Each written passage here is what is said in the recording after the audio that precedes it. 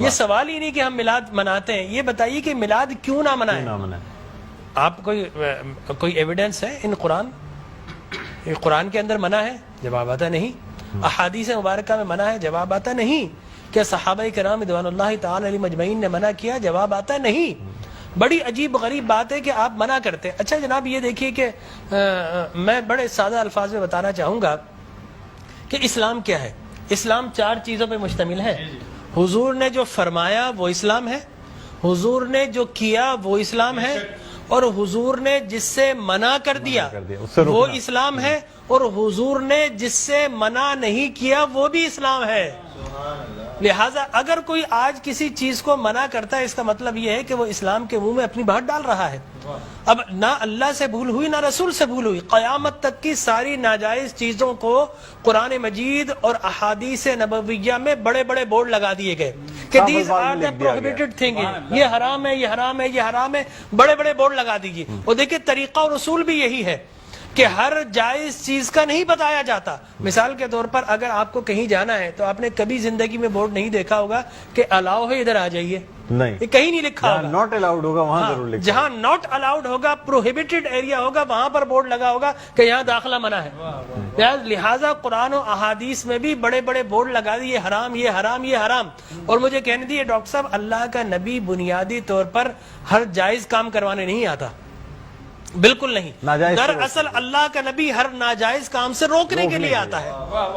اگر جائز کام کی اگر جائز کام کروانے آتا اور جائز کی فہرست بنتی تو قرآن 30 پاروں پہ ہی 30,000 پارے بھی کم پڑ جاتے کہ یہ بھی جائز، یہ بھی جائز، یہ بھی جائز، یہ بھی فہرست، ایک پوری فہرست بن جاتی۔ کہاں تک ہم قرآن حفظ کرتے؟ لہٰذا قرآن کے اندر اللہ کو جو ناپسند چیز ہے ان کا بیان ہے، اللہ کو جو پسند ہے ان کا بیان ہے۔ ہر جائز چیز اللہ کا نبی کروانے نہیں آتا۔ اب اگر بنگلہ دیش کے لوگ رہنے والے اگر پوری زندگی اگر چاول کھاتے ہیں اور مچھلی کھاتے ہیں، ان سے یہ نہیں پوچھا جائے گا باجرے کی روٹی کیوں نہیں کھائی، تم نے گندم کیوں نہیں کھایا، تم نے فلانے نہیں کھایا، نہیں پوچھا جائے گا۔ اگر اسی طرح پاکستان کے رہنے والے مچھلی روزانہ نہ کھائے تو ان سے نہیں پوچھا جائے گا کہ یہ بھی تو اللہ کی غذا تھی، جائز تھی، تم نے یہ کیوں نہیں کھایا۔ نہیں، ہر جائز چیز اللہ کو مطلوب نہیں ہے۔ اللہ کو مطلوب یہ ہے کہ ہر ناجائز کام سے روکا جائے۔ لہٰذا اللہ کے پیارے حبیب نے قیامت تک کی ساری ناجائز چیزوں سے منع کر دیا۔ نہ اللہ سے بھول ہوئی معاذ اللہ، نہ رسول سے بھول ہوئی، دین مکمل ہو گیا۔ اب اگر کوئی یہ کہتا ہے کہ یہ ناجائز، یہ بدعت، اس کا مطلب یہ ہے کہ کیا تجھ پر وحی نازل ہو گئی؟ باب نبوت تو بند ہو چکا ہے، اب تو کس بنیاد پر کر رہا ہے؟ دیکھیے اب کس بنیاد پر تم منع کر رہے ہو۔ اور میں آپ کو بتاؤں ڈاکٹر صاحب، یہ دین کا مسلمہ اصول ہے کہ کسی چیز کے جواز کے لیے کوئی ضعیف حدیث بھی کافی ہے، لیکن کسی چیز کے حرام یا بدعت ہونے کے لیے قرآن اور احادیث کی نص قطعی چاہیے آپ کو، اور حدیث متواترہ چاہیے، اس کے بغیر آپ کسی چیز کو حرام نہیں کر سکتے۔ اس لیے کہ اسلام گلا گھونٹنے کے لیے نہیں آیا، اسلام تو راحتیں دینے کے لیے آیا ہے۔ لہذا جو ناجائز چیزیں تھی اسلام نے وہ منع کر دی 1400 سال پہلے۔ اب اگر کوئی کہتا ہے کہ جناب آپ میلاد کیوں مناتے ہیں، تو میں کہتا ہوں یہ سوال ہی نہیں، بڑے احمق لوگ ہیں جو جائز کی دلیل مانگ رہے ہیں۔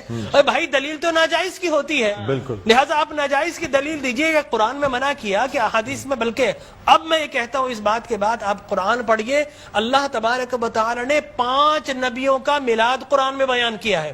حضرت آدم علیہ الصلوۃ والتسلیم کے میلاد نامے قرآن کے 5 رکوع پر متفرق، پہلا واقعہ ہی میلاد نامہ آدم ہے، فرشتوں کو جمع کیا، میں آدم کو پیدا کرنے والا ہوں، کیا کریں؟ سیلیبریشن کرو۔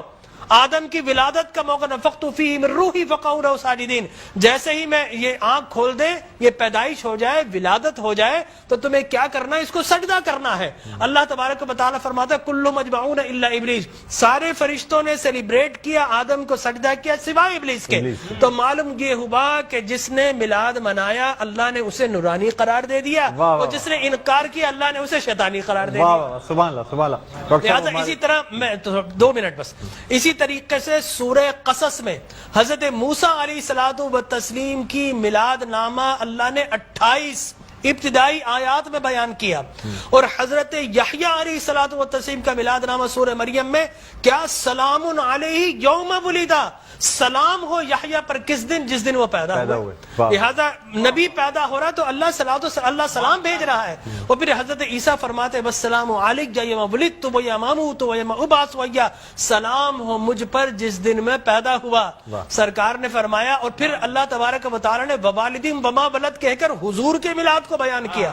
اور حضرت مریم کی میلاد کو اللہ نے سورہ آل عمران میں بیان کیا. پھر سرکار نے فرمایا کہ میرے غلام الجمعۃ عید للمسلمین. لوگ کہتے ہیں 2 عیدیں، تیسری عید مل گئی.